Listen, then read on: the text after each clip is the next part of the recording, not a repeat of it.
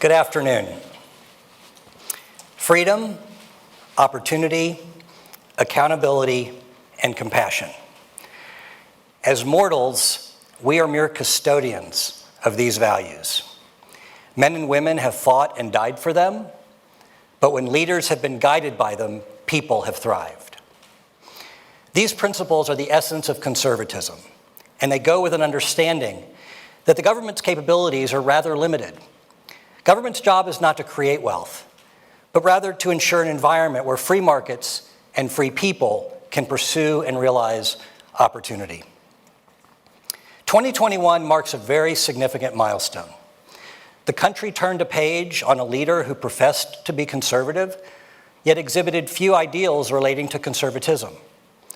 The disruptor's scorched earth strategy may have served a purpose, but now it is time to reassert ideals that unite, independent of political party labels. We must be reminded that conservatism is the keeper of the value of opportunity without dependence, and that conservatism is not racist, nativist, or isolationist, but rather inclusive, welcoming, and humanitarian. At the same time, we must also work to increase participation and education so that more Americans enjoy the fruits of democratic capitalism. While we are far from perfect, we should not condemn the strides we have made. We have to recognize that this country was founded on ideals enumerated in the Declaration of Independence, the Constitution, and the Emancipation Proclamation. However, we must also know that it is being implemented by humans who are fallible, replete with opinions and biases. As a nation, we have to take a deep breath. All the more reason that leaders must embrace an optimistic vision based on these bedrock principles, which offers solutions respecting personal liberty in lieu of spewing anger, resentment, or dependency. Now, why are conservative values important today? Well, think about it. A policy-making body that leads with honoring freedom and accountability will reach a far different outcome than a policy based upon one that does not. It is critical now, since we live in a time where 50% of Americans under the age of 40 have either a very positive or somewhat positive view of socialism. Increasing government dependency has never ended well. The Bush Center will always be a place where these compassionate conservative values have a home.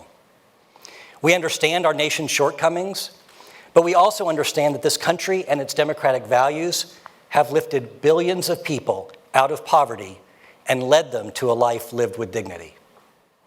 We also know that while the American experiment is a work in process, our values are not.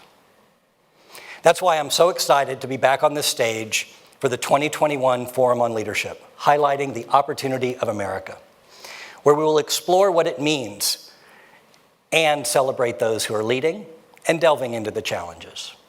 In our hybrid format, we welcome those who are here live, safely spaced out, and those watching online. This audience is comprised of our most loyal supporters, and for that we are all grateful.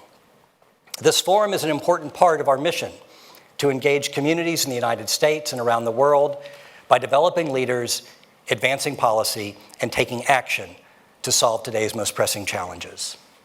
I'd like to thank our lead sponsors who have made this possible, Stand Together and Amarillo National Bank, plus the rest of our generous supporters, which include American Airlines, Pam and Gary Patsley, Caliber Home Loans, UBS, Bank of America, CME Group, Palantir, FlexJet, and the BMO Financial Group. Today's program will cover important topics and the thought leaders who are making it happen. In addition, later in the agenda, it will be a special honor to recognize Ruben Garcia and his Annunciation House, the Reverend S.M. Wright II, and Dr. Condoleezza Rice, all for their selfless work on behalf of the nation. I want to thank also President Bush for your important words this year following the death of George Floyd.